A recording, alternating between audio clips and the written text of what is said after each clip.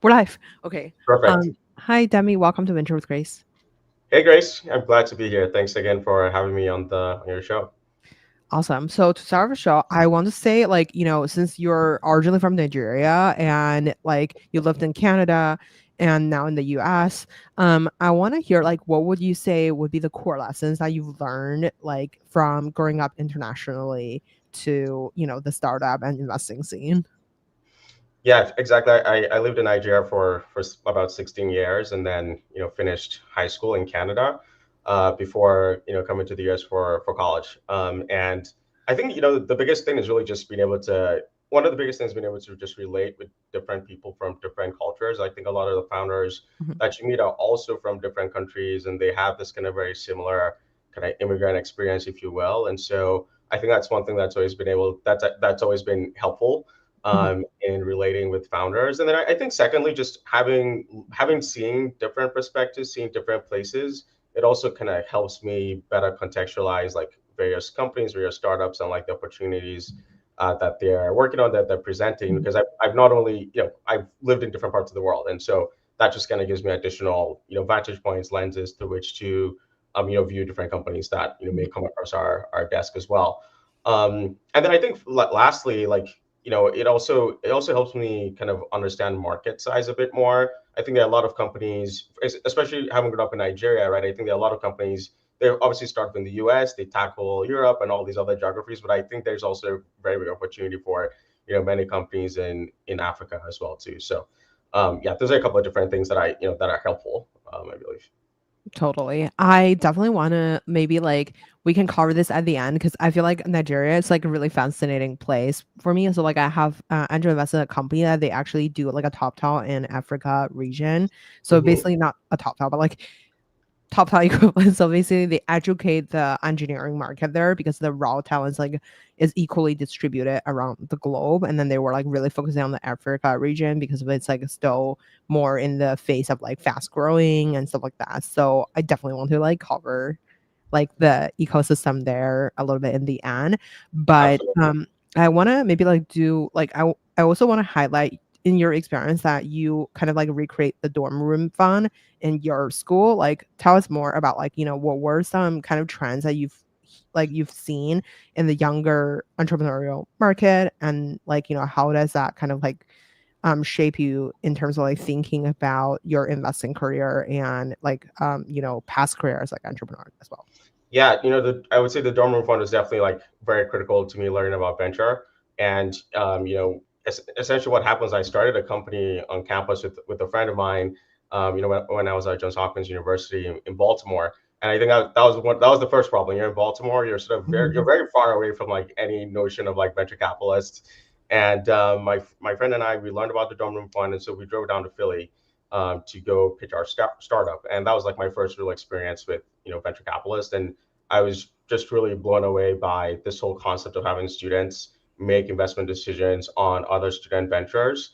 And so when I got to my senior year, I really wanted to bring something like that to Johns Hopkins because I was seeing a lot of my peers were also starting companies, and many of those companies, are still around today. And but there was still a lack of capital for many of these businesses, many of these founders, like kind of get off the ground. And so we started A-level capital at Johns Hopkins to really help provide that initial funding for other student entrepreneurs who wanted to get their companies off the ground. And so that you don't have to drive down to Philly to get funding, you can actually get funding, locally at the school itself. And that, we've backed like dozens of companies at this point, and it's something that one of the things I'm definitely most proud of is really being able to give back to the Johns Hopkins community in that way.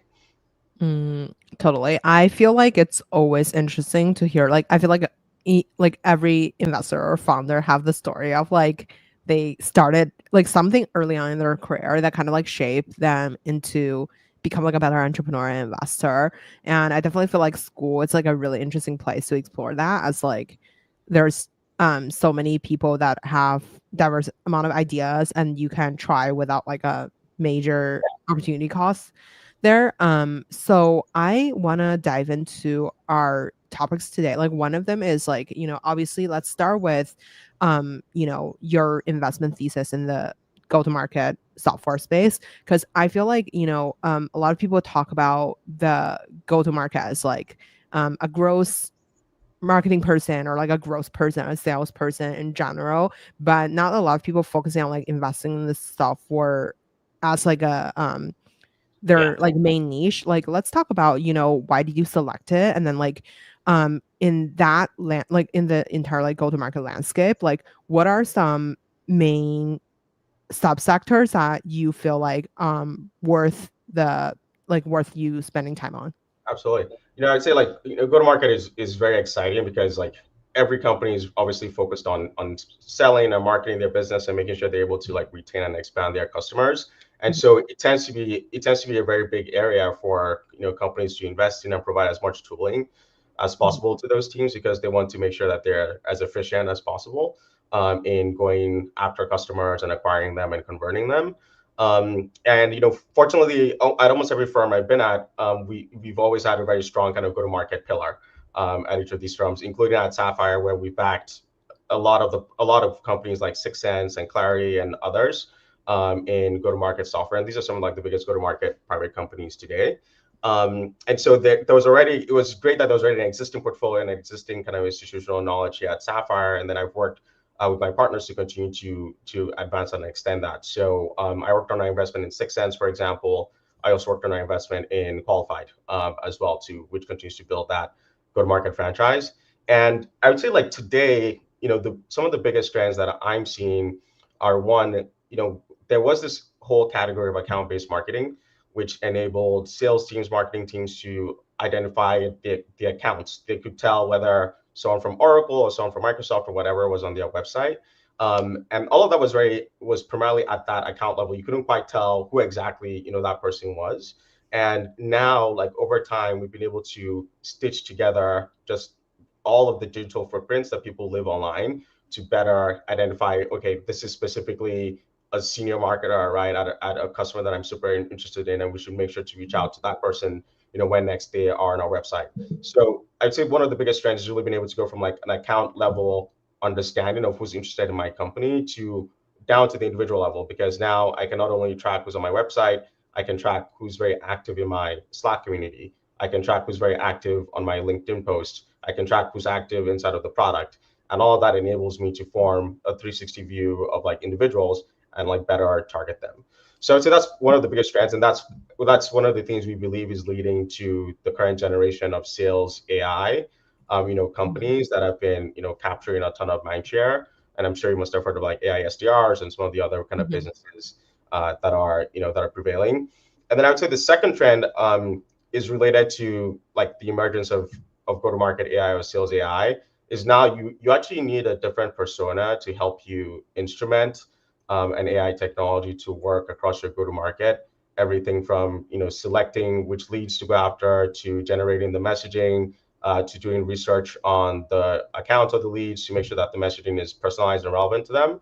And so the second big trend I would say is just we're seeing the rise of this go-to-market engineering role, where these individuals are technical, but they're also savvy from a go-to-market standpoint, and they're able to utilize these AI tools, in order to help their teams reach out, generate pipeline, and convert that pipeline to customers using AI. So those are probably like two of like the cutting edge like trends right now, and some of the things that we're actively researching, internally, and we should actually be publishing a blog post about that pretty soon. Totally. I want to double click on like, you mentioned about like talent-based marketing and then go-to-market AI.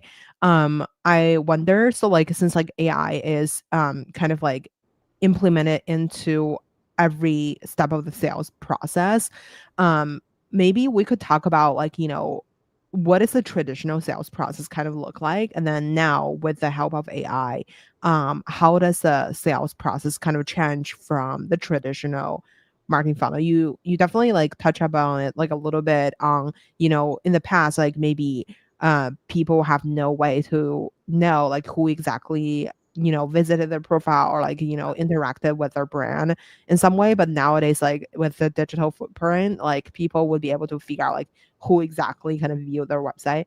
What was the sales funnel kind of like after that or like before that? Like, so for example, let's say in the past, like if you want to sell a SaaS software, maybe you go through the CIO or like maybe you do like an open source project and Yeah. then getting people on top of it.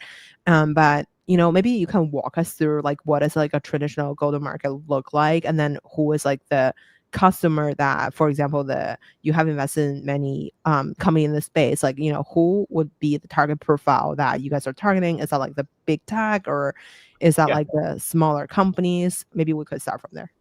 Yeah, I think a lot of the process still looks similar today. Mhm. 2, 3, 4, or 5 years from now, who knows, that might change a lot. But fundamentally, you're always going to start with like looking for accounts that are within your ICP, your ideal customer Mhm. profile. And so Right. you might be filtering by the industry, the company size, the geography, their tech stack, and all this other criteria.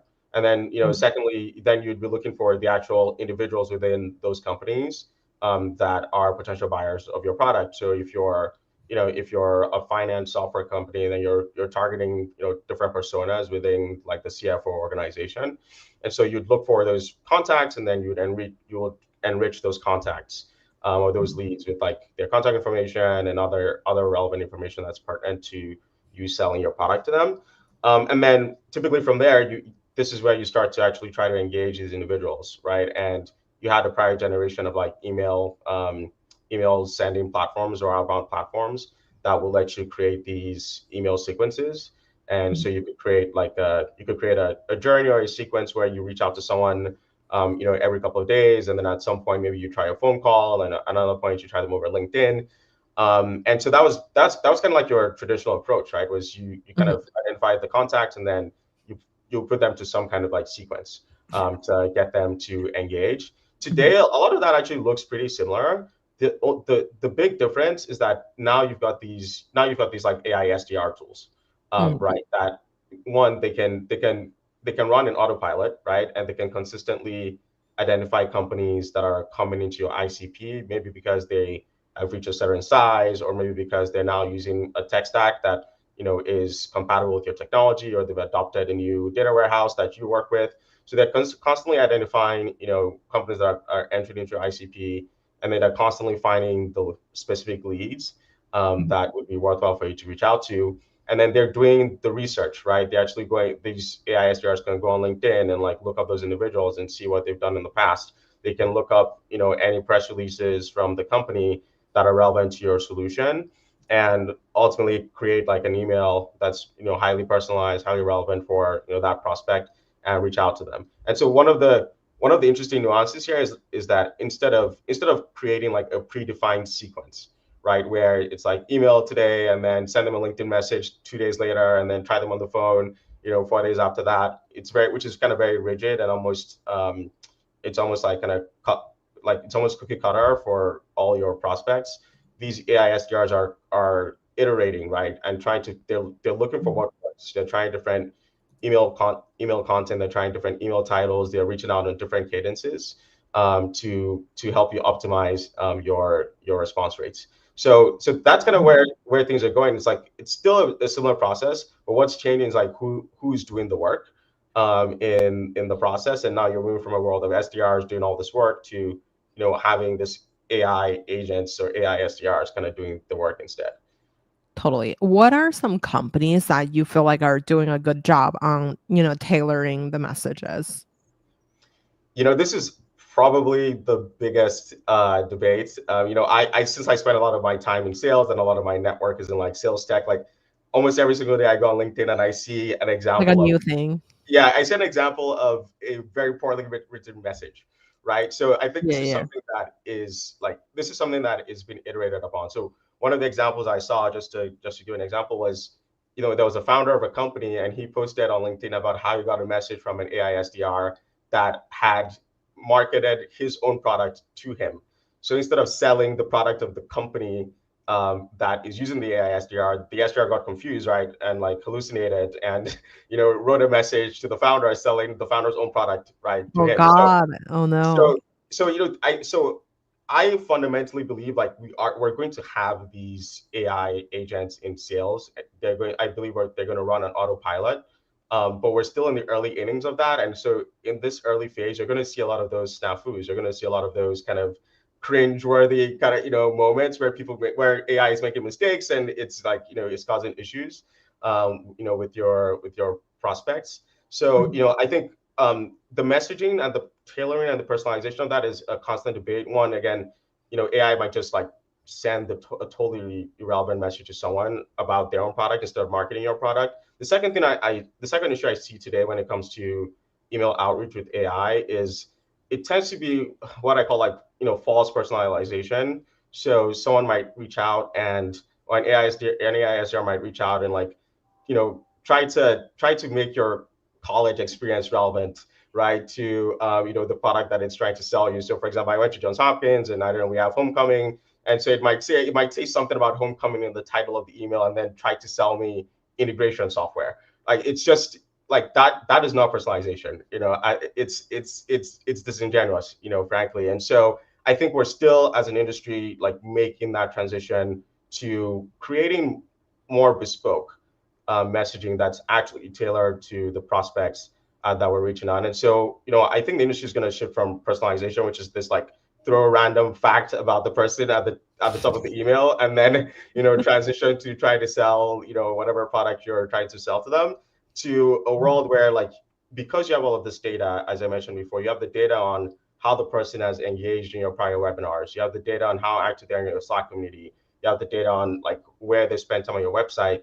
You can actually like tie all those data points together and create a message that's like bespoke and very specific to that prospect that will cause them to automatically respond because you clearly know them and you clearly know what they're interested in. So I think today personalization is abysmal today, but I strongly believe that's going to improve, and we're seeing like several companies that are helping with that. I wonder, like, what do you feel like were the technical challenges for these like company that to like hallucinate that much? Just because, with the help of like ChatGPT, Perplexity, or like anything that's around this line, like I feel like it's really easy to like get the general facts right. So, but like it's like super hard to actually, like tailor to like something that's like, oh, when you read it, it like sounds like a human write it. It's like a lot of times it does sound like a human write it, but like I feel like I don't know, like what would you say would be like the major challenge why these companies are sending, Yeah, selling the CEO product to the CEO? yeah. I think it's because like these models are probabilistic to a certain Mhm. degree, and so a huge number of the time, 95% of the time, they're going to get it right. But there's still Mhm. going to be like those edge cases where it's just completely off the mark. And I see this today as well in my own usage of ChatGPT, right? You can ask ChatGPT a question. For example, I asked ChatGPT a question about like a publicly traded company, but ChatGPT got confused because like there was two companies with very similar names, and Yeah, now yeah, it was giving me information about the other company, not the one that I had asked it about, right? Mhm. So like these systems are very intelligent, but like there's definitely edge cases, right, where they get confused and they don't like fully understand what is going on. And so I think like that's what you're seeing today, right, in those cases where the AI SDR is sending a message that's completely irrelevant and marketing a CEO's own product to to themselves. But a lot of the time, it is much more accurate than that. But I think where we need to go is like transitioning from sending generic messages and trying to be, faking personalization to like actually doing something that's bespoke and shows that you understand the needs of this particular, client. You understand like what they've been doing before. You understand what they're using right now, and you're tailoring a message to them that's highly relevant and that they can't afford not to respond to. Totally. I wanna maybe talk a little bit more about on the customer service side. So you have invested in Yellow.ai. So it's focusing on like the customer experience automation for the enterprise supports. And why don't we start with like, what were that industry kind of look like prior to this AI wave, and how does Yellow AI kind of shape um, the industry right now? Yeah, absolutely. So, I can share a personal story here. I think during the pandemic, yeah, Mhm, I was on the Home Depot website and I was trying to mhm, chat. Home Depot had like a mhm, bot right on their mhm. website, right? And so Yeah. I was trying to chat with the bot, and like it was just very unintelligent. You can't even have a proper conversation with it because it's not giving you responses that are useful. And honestly, back then you could go on the website of many publicly traded companies and you'd have a very similar kind of experience. I think even just yesterday, I had to call like an insurance call center, and you're just going through this phone tree maze, right? And but you're not Yeah, I quite hate after like 30 minutes you are still on the call with the AI. exactly like you're not quite getting to where you need to get to. So so that's just the fundamental problem that companies like Yellow AI are trying to solve is trying to get customers answers as quickly as possible. And AI is not going to today AI can't resolve everything. So but it can. There's a lot of like low level issues that AI is able to resolve and address. So I think like the history of the category, you had these very you had these just like very dumb bots on websites that they could only understand like um very specific conversations that they had been provided, so almost like it's like very cookie cutter, very templated.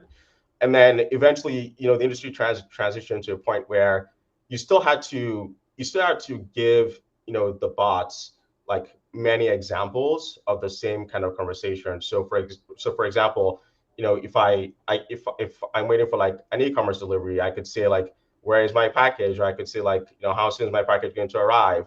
Or is my package going to arrive tomorrow? So a few years ago, the AI agents could understand, but then you had to provide them all the different variation, all the different ways someone could ask about like a package Mhm. that they're looking for in order for the AI to provide the appropriate response. And then today, where you are with LLMs is that you don't need to provide all those variations anymore, because LLMs have been trained on all the internet's data, so they already know the different ways that someone might ask about a package or whatever it might be.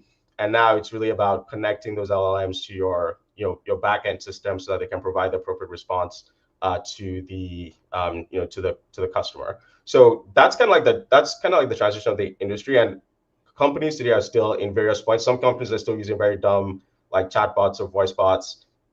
Many companies today have like more intelligent bots on their website, but they're still limited because if they've not been trained on a particular kind of conversation, they won't really be able to understand or hand it off in a in a graceful manner. And then you've got companies that are using the much more modern AI agents that are available today. So it's such a big market. Like I said, I literally just was on the phone with like an insurer like yesterday, and they're still using like an IVR system that doesn't quite work well. So excited for Yellow and other companies as well that are kind of building in this category, because it's definitely much needed.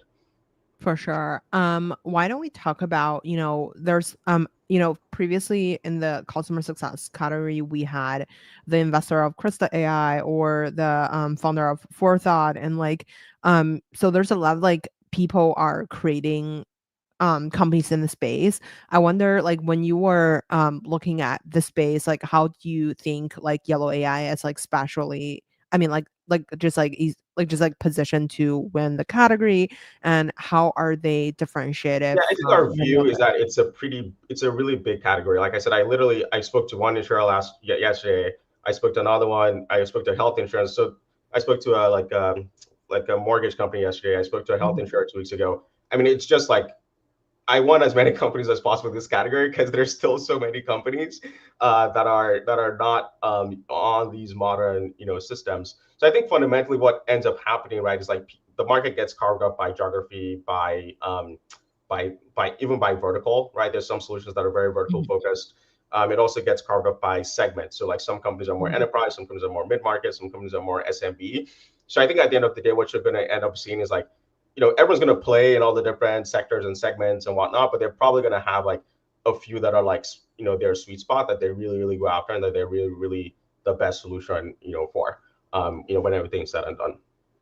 Totally. So I saw, Yellow AI on Yellow AI's like company website. There's like so many diverse set of companies. There's like the Domino's, Unilever, like, um Chevrolet, I cannot pronounce the car company, but so they're in different sector. So since you're a go-to-market tool expert, but I assume like, you definitely know a lot more go-to-market knowledge than many of us. Like, how do you think about which subsector this type of company should go after? And like, what does a kind of like sales cycle kind of look like for an AI company to sell to the enterprise repeatedly?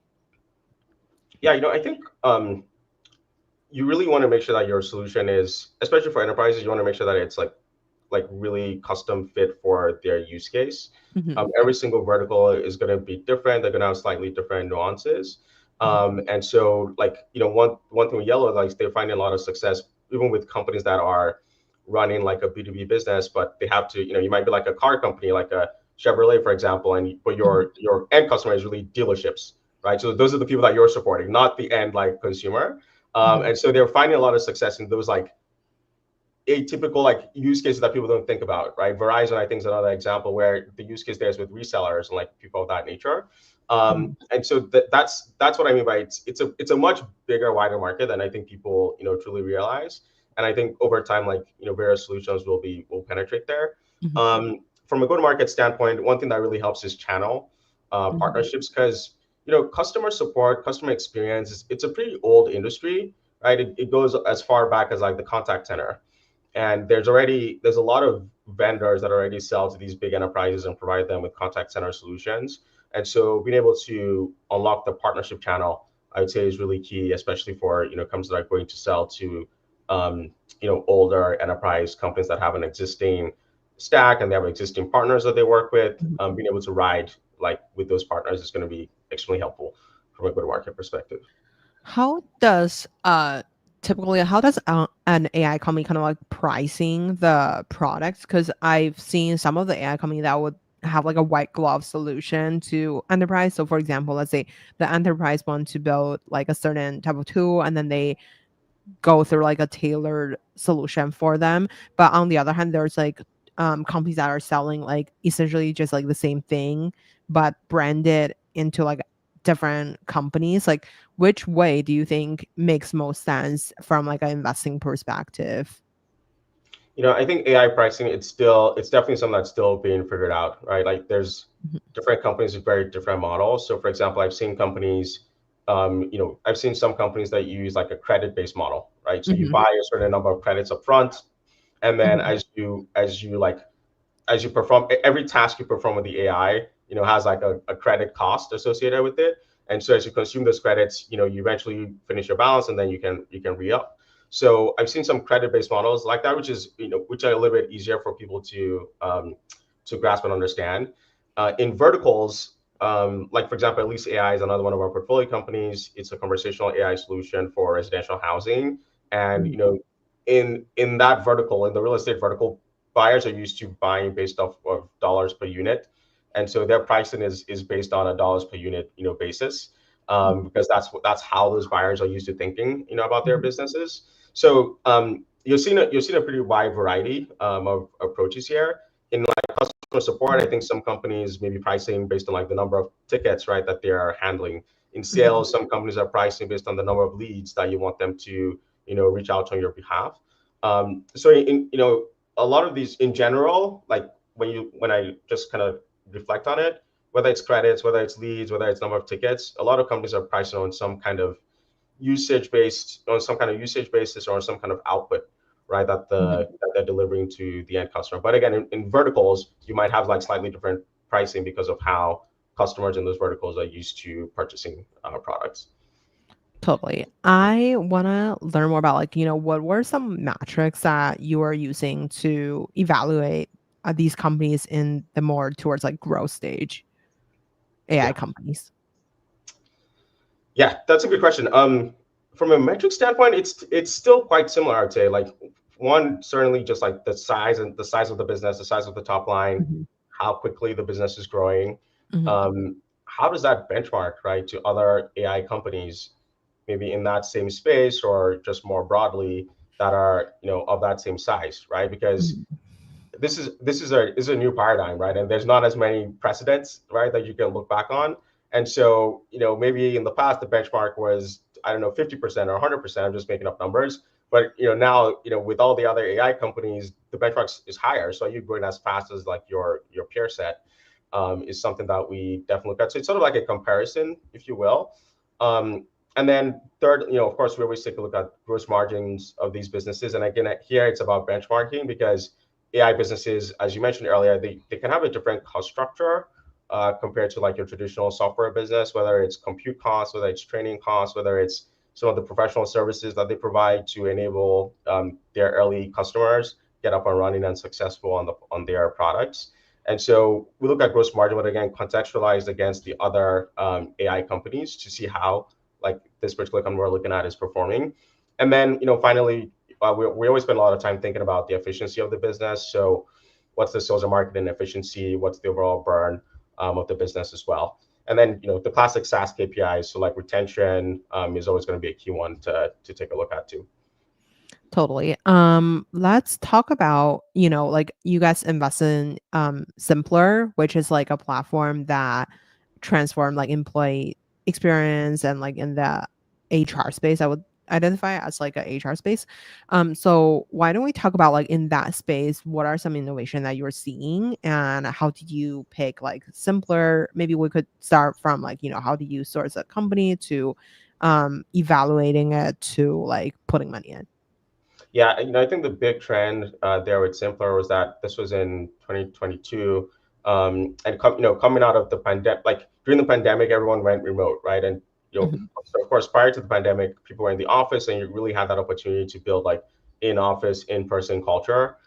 During the pandemic, that changed with Mhm. everyone being remote. I remember my first day at Sapphire, I got a Zoom link, right? I got a Zoom link, and I was going to join the team meeting, and I was worried that people forget that I joined the firm because like everyone already has their teams and stuff that they typically work in. So Simpler is really built to like address that and really ensure that people feel like it's still one company, because it provides like a digital HQ or an Mhm. intranet where people can engage with the company. You can see all the different social posts about what's going on in the business. And they've since expanded, right? And now they offer things like employee support. They offer some search functionality as well to help people be more productive as they are working remotely and counterbalance some of like the negative aspects of like remote work and difficulties of collaborating with people like you can in the office.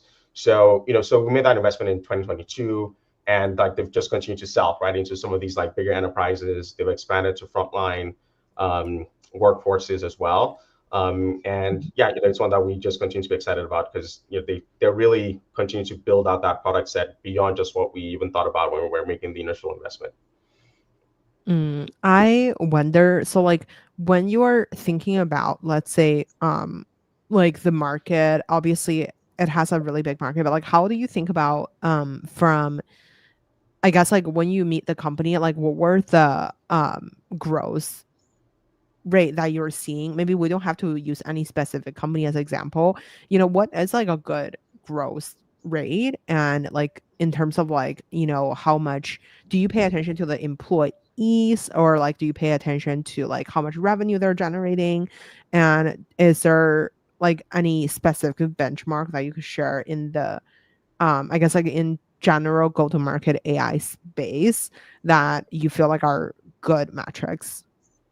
Yeah, this is a really good question, and it's something that I've definitely learned over time. I think in investing, you really have to kind of benchmark against like the current period that a company Mhm. is operating in, and it kind of goes back a little bit to that AI example that I mentioned. Like if you're looking at AI companies, you Mhm. have to you have to evaluate that business like versus all the other AI businesses, because their cost profile is just different, and how Mhm. quickly these companies are growing is also different. And so I would say like category by category, you really want to have like an insight into like how is this company performing relative to other companies in that space, because then that can give you the confidence that, hey, this is the best company right in this category, and this category is worth investing in because it's a big market, and like there's it's very strategic, and on and on. So and then the other thing is also just like the growth rates will also vary with size. So smaller companies, we typically expect to be growing faster, and so on and so forth. But to give the audience something tangible, I would probably just say I think like T2, D3 is probably the it's probably like the bedrock of in terms of benchmarks for growth. during my time in venture. So T2D3 is like triple, triple, double, double, double. That's always a good starting point. But then every company, every vertical, every market, it's gonna have its own like more appropriate, growth benchmarks for that space. But T2D3 is a good place to start, and then you have to like layer on the market understanding, right, on top of that to know what is best in class, right, for this particular space. I'm gonna ask the dumbest question ever. What is triple, triple, double, double, double? I mean, since I'm not very close to like growth stage investment, so like I don't know if that's like a particular term for later stage in general. Yeah, absolutely. So T2D3, it stands for triple, triple, double, double, double. And basically what it's saying is like once a company hits a million, Yeah.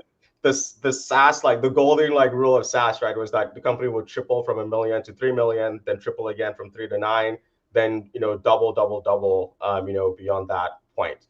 So that was sort of like the rule of thumb, right, if you will, So for is that like startups. every year you're supposed to triple the revenue again, and then year 3 you double, year 4 Yeah, you double, and then year 5 you double? exactly. Wow, Exactly. what? Really? Sorry, I learned Exactly. this is important. Take note, audience. By the way, saying hi to the audience. Hi, LinkedIn user. I don't know your name, but obviously he said great things or she said great things.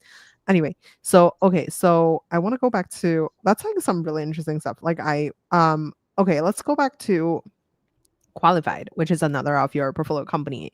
That is basically pipeline generation in the sales space. Mhm, So like tell us more about like, um we spoke a little bit about like the sale, like the AI SDRs.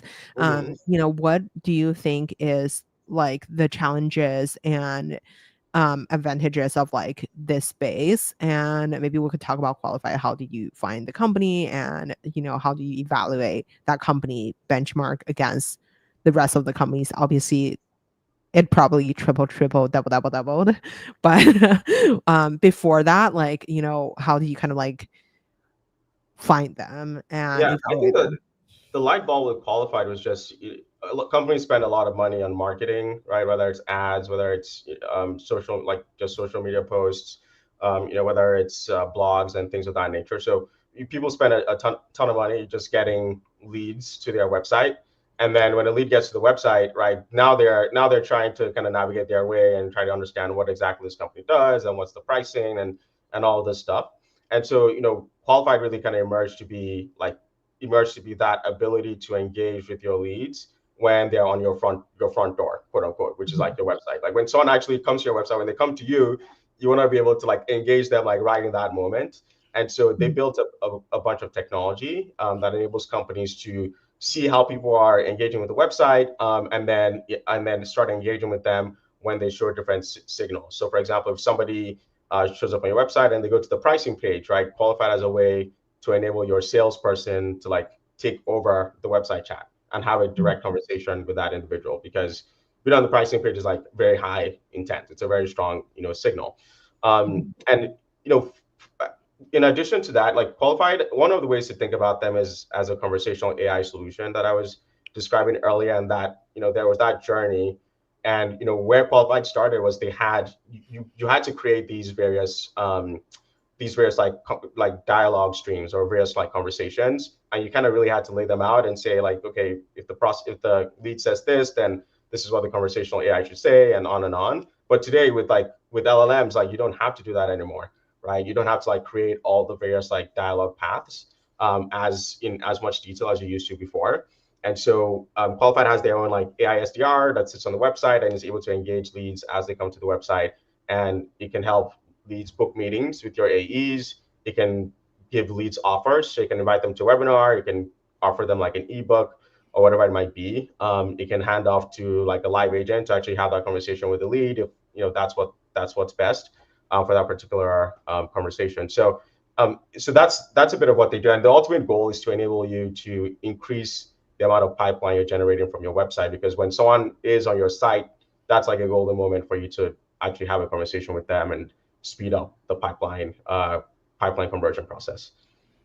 Totally. Are they selling to like I guess like when so because I was like looking at their website and then they have many I would say like unicorn startups. That's like the vibe, like the Brax of the world. So like I wonder, um, and when it comes to go to market for your own portfolio company, what would be the like success story that you've seen in the past? Like, is that like just let's land the biggest logo and then we go from there to sell to like, you know, Series B companies, or like how does it kind of look like from a go to market perspective in the AI SDR space? Yeah, I think for I think what most companies try to do is one, they pick their ideal like customer profile. So for example, like if I take Elise, for example, like they sell to property managers. And so within the property manager vertical, they went to the very top, right, of that Mhm, industry. And they sold to like the most well-known property managers in the industry. And then they started to work their way down. So in mhm, general, I would say like, I think that's the model that a lot of companies tend to follow is they pick their ideal customer profile. It could be mid-market technology startups. It could be enterprise companies in manufacturing or mhm, whatever that ideal customer profile is, and then they go knock down like a couple of lighthouse logos. mhm, You want to go and convince the people that all the other people in the industry tend to follow after, mhm, and then you go from there. And so I think that's why when you go on like a qualified website, you're going to see all these like very recognizable logos because it builds that social proof, and mhm. now potential prospects like feel very comfortable having a conversation and about potentially adopting the tool because they see that hope. My peers at XYZ company, are already using this, so I should probably be using this as well.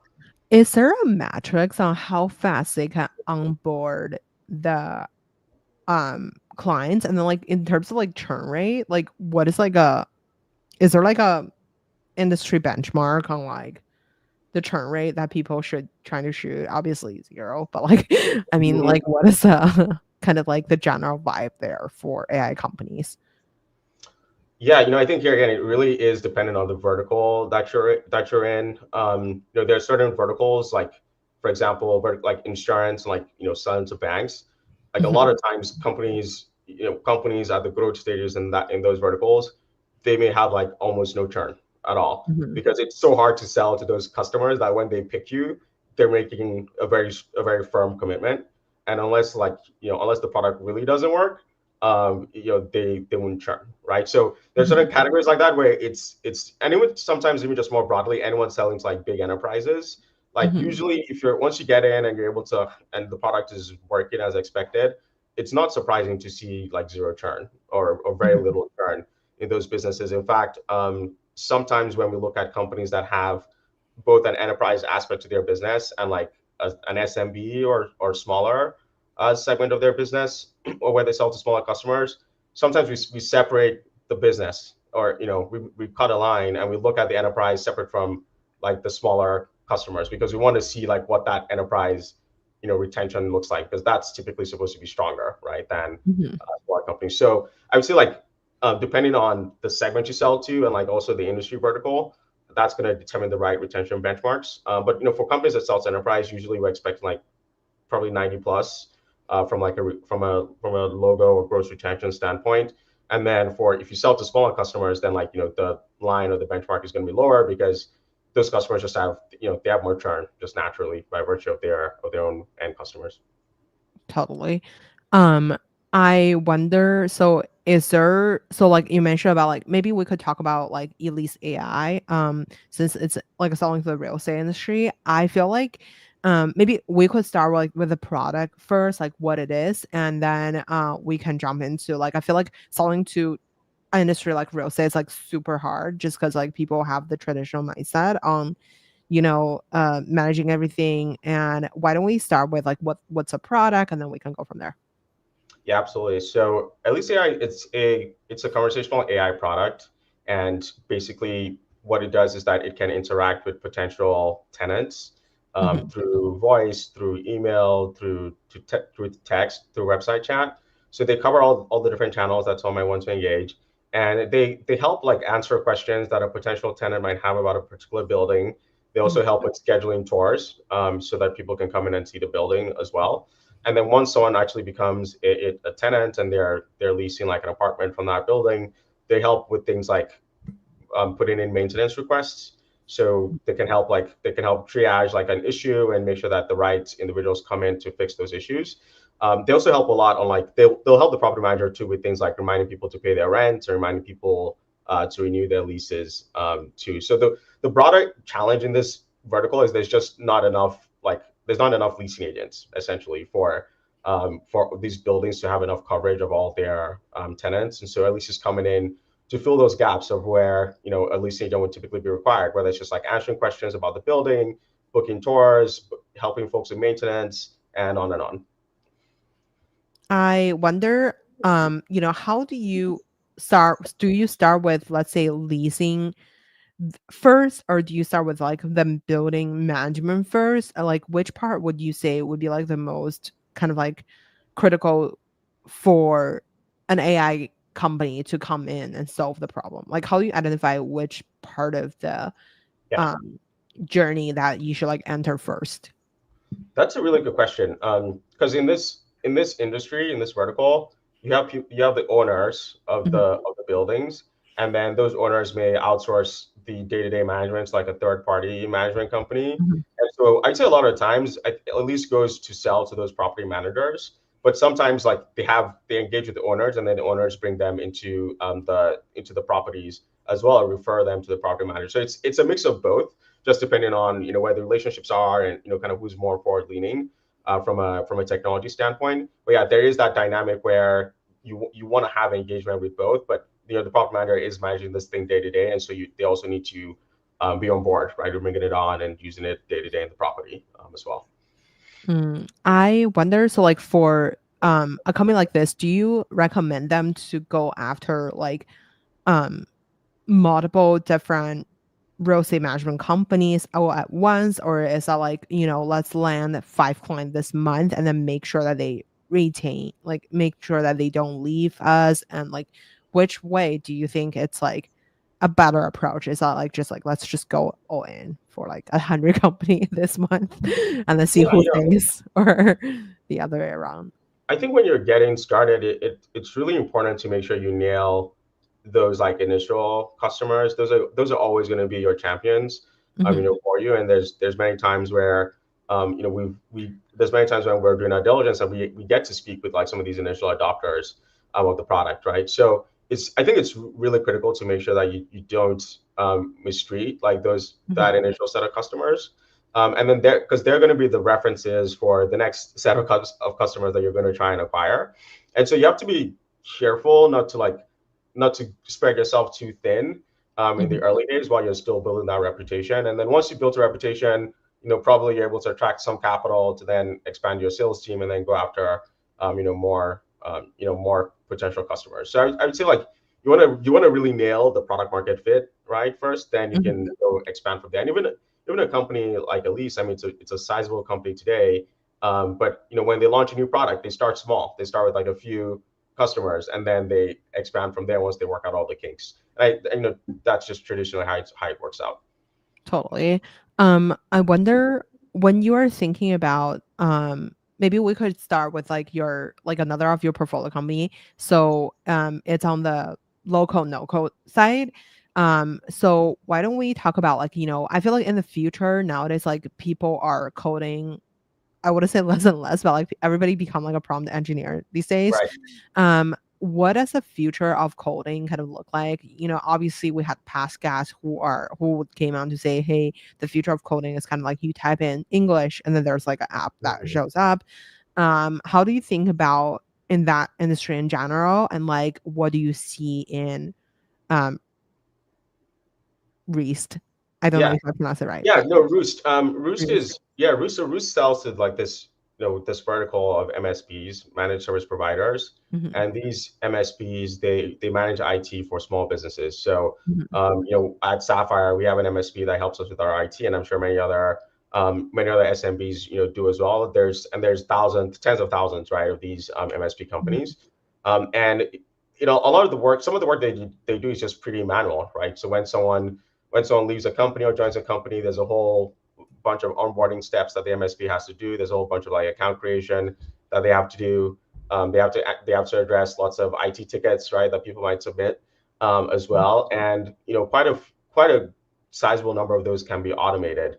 And what Rewst has done is that one, it starts with the founder, so he's been building software in this MSP category for a very long time, and so he understands MSPs and how they work, and like what are the opportunities for automation internally. But he also understands all the different integrations that these MSPs need in order to complete their work.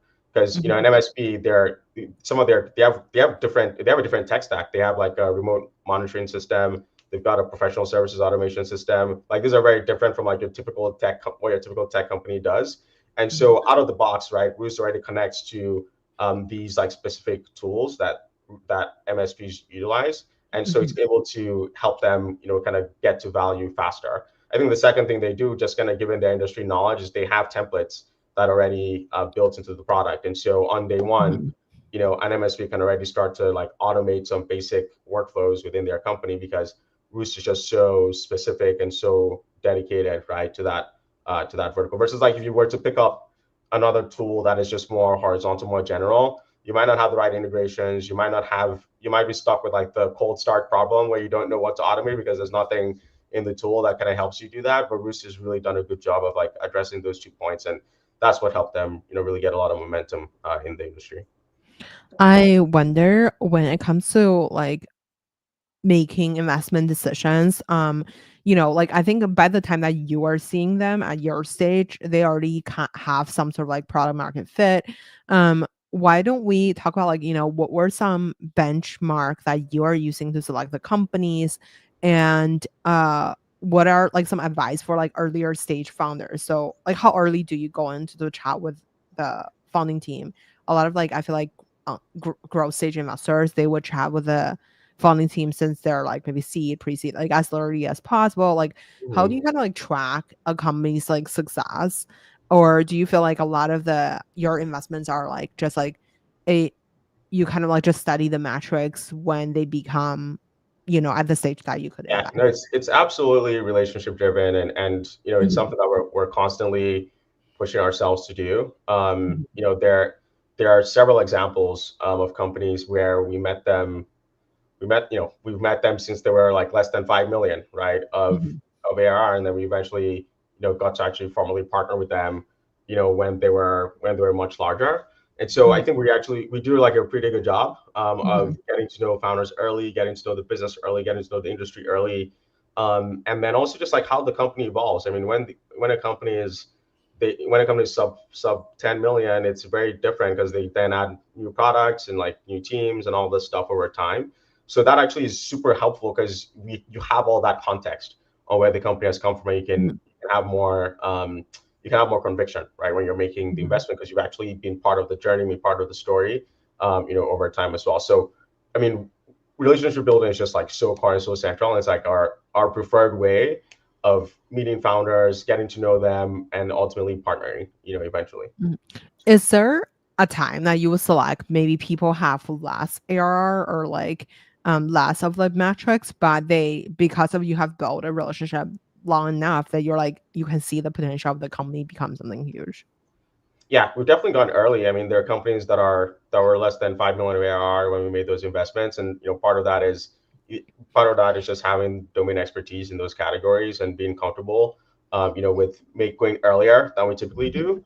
And so there are definitely like cases like that where we've studied the space so much, we've seen so many companies in the category, and we can already tell that this company is, one, different, and two, they're already demonstrating signs of strong product market fit, even if it's relatively small on an ARR, basis. Mm. When you are, I guess, like when you are looking at the different companies, like, so what would be your question to ask the founder? Because since I feel like, you know, a lot of the later stage founders, like you definitely have like a different set of questions than maybe early stage, like the team, the vision, and kind of stuff. Yeah, actually, it's so funny you said that because I was thinking a little bit before this call about like, what are the things that are really important when we're making these investments. And, team and vision were actually the top two that I thought Mhm. about. And I want to share a story here. Like I used to be an early stage investor. I used to invest in seed Yeah, and yeah. Series A Yeah. companies. Your journey is also very interesting. I definitely want to dive into. I want the audience to like learn from you just because like you're the I want to say the only person. I'm sure there's another person in Yeah. my network that does this, but your stuff is like very differentiated than a lot of other people's past. Like, a lot of people are like starting out in investment banking and then like Mhm. work like downstream into like the seed investor or something. But you started with like early stage investing to like later stage investing. Exactly. So that's like really Yeah, interesting. and I was very concerned when I was going into growth stage because I was, as an early stage investor, like I was really excited about partnering with companies, when they're just building the product, they're just Yeah. getting started. Like it's so exciting, right, at that stage. And I was like, man, I'm going to become a growth investor. It's going to be very boring. It's going to be numbers. Like, it's not, the company's already made, quote unquote, at that point. And like, having been a growth investor now for like the past 4+ years, I can tell that nothing is further away from the truth. Like when we partner with a company at the growth stage, there's still so much of the journey ahead of them. There's still so much that they have to build. There's still so many people they have to hire. There's still so much that they need to do, to actually fully realize like the story and the vision that they've shared with us. And so looking back, I would advise myself not to worry about whether or not there's still enough game film, right, in the movie for these companies, because there's still just a ton right ahead of them. But and then fundamentally, it still does come down to like the team and the not just the founders, but also even just the broader management team that they've surrounded themselves with, as well as like the vision that they're painting for the future. Because now they've got into a certain level of scale, but Mhm. they need to grow 10 times, from where they are today. That's like eventually get to the public markets or the ultimate exit for the business. And so there has to be a strong, compelling vision that that is credible, right, for us enough for us to get behind and feel confident that hey, this team and like this vision that they have has the potential to generate a business that's going to be 10 times larger than what we're currently seeing today. And then I think the third thing at the growth stage that we really look for is just like this concept of momentum. Like where is the momentum, in the business? And so that's something that we're always trying to feel out, right? Is it something? Is it a partner channel that is coming up and is working extremely well and is bringing all these additional new deals to this company? Is it something about the market where now all the customers in that market, they see how ChatGPT and like similar technologies can be applied, and so that's creating a lot of pull, for the company. We're always trying to tease out like where is that momentum and like what's the source of that and how durable is that going to be over time. For sure. How do you think about the momentum? Is that like, so for example, does every quarter they have to have like a big customer launch or something? Or like, do you feel like it's more towards um, like Yeah, when you yeah.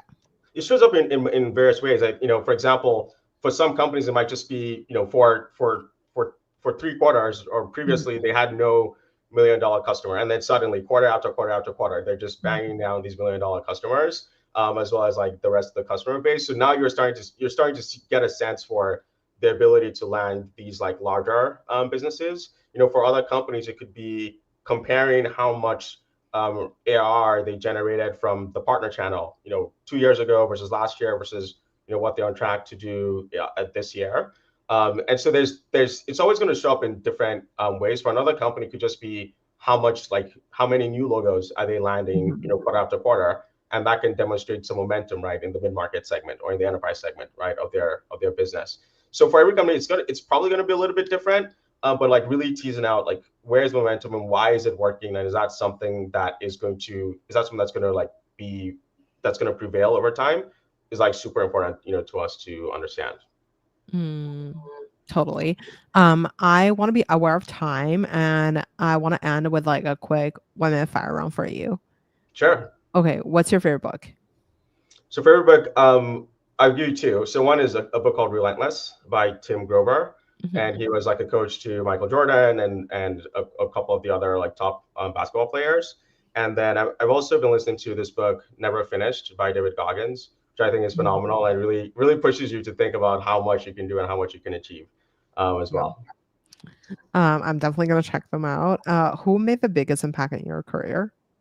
That would be my parents. So my dad was a consultant for many years, and then he always did a lot of other things on the side as well. And so initially, when I got to college, I thought I wanted to be a consultant, frankly, and then kind of meandered my way into venture capital from there. But I would definitely say my parents were like the biggest influence.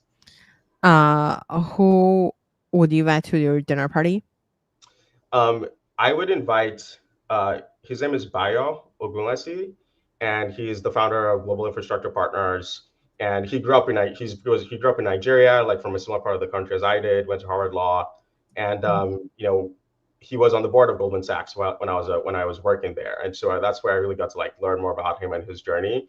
And I would definitely love to have dinner with him someday. What would you guys be chatting about? I want to just understand like his journey. He used to be an investment banker, and then he became an infrastructure investor, and then now sold his company to BlackRock, and now he sits on the board of BlackRock. And so Oh, just wow. thinking about how he evolved himself from being a lawyer to being a banker to being an infrastructure investor, and now on the board of one of the biggest like financial services companies in the world, I think would be interesting to learn about. For sure. Where can we find you outside of work? So outside of work, you can definitely find me, on the football, soccer. Well, soccer here in the U.S. So I grew up in Nigeria, and like soccer is probably the biggest sport, for us. And so I still follow the sport very, very closely. And I'm also a big fan of Formula One. So that's the other place you can probably find me, as well. Amazing. Well, Demi, thank you so much for coming on the show. I feel like this is such a go-to-market software masterclass. Thank you so much, Grace. This was fun. I really appreciate it and look forward to chatting with you again. Awesome. Okay, let me quickly end